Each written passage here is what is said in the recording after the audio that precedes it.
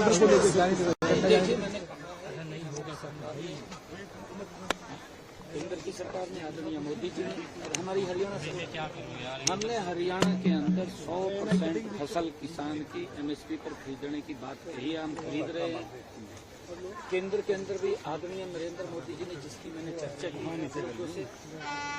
किसानों को जो कांग्रेस ने एक झूठ फैलाया था कि एमएसपी बंद हो जाएगा, लगातार पिछले 10 वर्षों से एमएसपी को नरेंद्र मोदी जी बढ़ा करके दे रहे हैं। किसान को प्रधानमंत्री किसान सम्मान निधि के माध्यम से उस तक पैसा पहुंचा रहे हैं। प्रधानमंत्री फसल बीमा योजना के माध्यम से उसको जो नुकसान है उसकी भरपाई देने का काम कर रहे हैं। ये आंकलन जरूर होना चाहिए कि कांग्रेस के समय में किसान की अगर फसल का खराबा होता था, कांग्रेस कितना देती थी और हमारी सरकार के अंदर जो खराबा हुआ कितना पैसा दिया है। जमीन आसमान का अंतर है। इस बात के ऊपर चर्चा होनी चाहिए कि कौन अच्छा कर रहा है और किसने अच्छा नहीं किया है।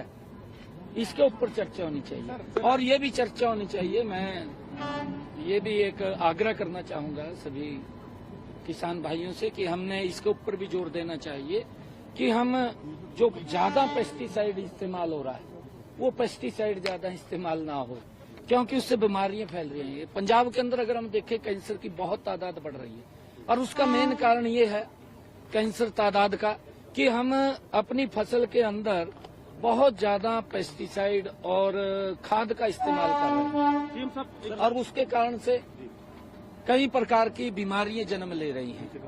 और जब बीमारियां जन्म ले रही हैं तो उससे आप देख भी रहे हैं लोग अकस्मात चले जाते हैं। हम इसकी तरफ भी मैं सभी जत्थेबंदियों से आग्रह करना चाहूंगा कि किसानों को इसके लिए भी प्रेरित करना हमारी जिम्मेवारी बनती है। हम देखें कि किसान को सजग करें, किसान को हम जागरूक करें कि पेस्टिसाइड से बड़ा नुकसान हमारे शरीर को भी है और वातावरण को भी है, क्योंकि मोदी जी ने प्राकृतिक खेती की तरफ भी गति से काम करने की बात कही है। उन्होंने प्राकृतिक खेती को लेकर के बजट का भी प्रावधान किया है ताकि और जो प्राकृतिक खेती अगर होगी उसका भाव भी मेरे किसान को ज्यादा मिलेगा।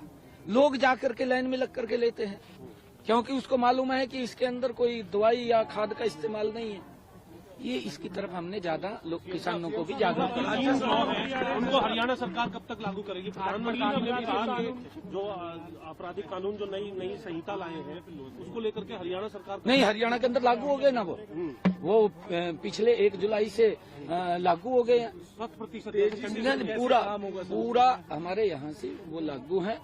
उसके ऊपर लोगों को इसके ऊपर राहत भी मिल रही है और धीरे धीरे करके, क्योंकि जो ये कानून है जो पीछे भारत पिनल कोड ये लागू किया गया और क्योंकि पहले वो अंग्रेजों के समय के कानून बने हुए थे, अंग्रेजों ने अपनी सुविधा के अनुसार वो कानून बनाए थे कि उनको लाभ कैसे होगा, उसके अनुसार वो कानून बने थे। परंतु आज तक उन कानूनों के बारे में न चर्चा हुई थी न विचार हुआ था। ये पहली बार मोदी जी ने इसके ऊपर चर्चा विचार करके भारत पिनल कोड लेकर के प्रशिक्षण भी दिया जाएगा अधिकारियों को? बिल्कुल बिल्कुल दिया जाएगा, बिल्कुल बिल्कुल।